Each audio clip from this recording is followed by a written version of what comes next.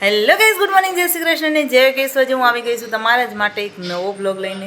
અને વાગ્યા છે સવારના 9 અને આપણે નહીં ધોઈને રેડી થઈ ગયા છીએ. કચરા બચરા ભરાઈ ગયા છે અને હવે કામે વર્ગી જઈએ. કામ બધું ફટાફટ પતાવી દઈએ કે હવે ગરમી લાગે છે ને, એટલે જેમ તડકો ચડે ને એમ આળસ આવી જાય, એટલે હવે કામ ફટાફટ પતાવી દેવાનું.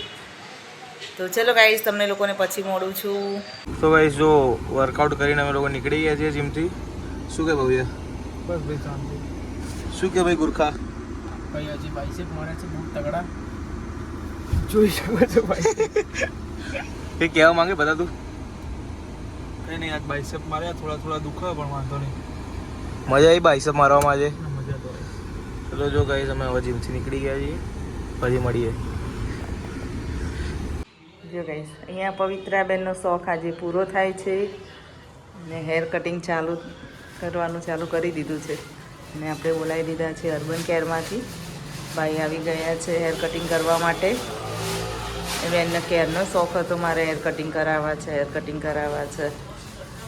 ફાઇનલી આજે બેસી ગયા છે હેર કટિંગ કરાવવા માટે. તો તમને બતાવું પછી. એટલે આવો અહીંયા હેર કટિંગ ચાલુ થઈ ગયા છે પવિત્રાબેનના.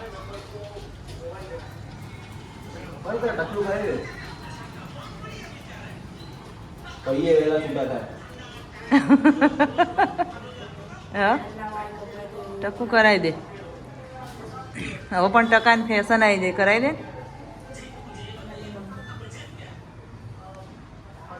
એકવાર તો કરાય નહીં ખુશ? તાર કરાવું ચમ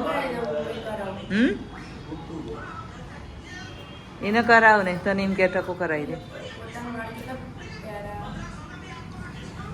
જો આપણે અહીંયા ઝાલાના ઘરે આવી ગયા છીએ, ઝાલાને લેવા. સાંજનો ટાઈમ થઈ ગયો એટલે જો ઝાલા સામે ચાલતો આવે. જો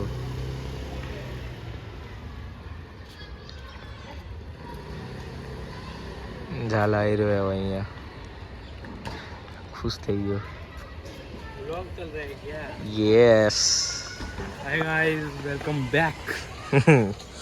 ચલો ગાઈઝ, આપણે જઈ ગયા છીએ આપણા મિત્રના ઘરે ગુરખાના.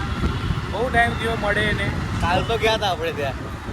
અહીંયા મળે બહુ ટાઈમ. તું બી કાલ જોડે તો હતો. મને ખબર મળ્યો તો કે પણ આજ આપણે મિત્રના ઘરે જઈ ગયા છીએ મળવા. જોઈએ શું ભાઈ આજ કંઈ અમને કહાણી જૂના અમને બહુ વાર્તા રોજે સંભળાવતા હોય ભાઈ.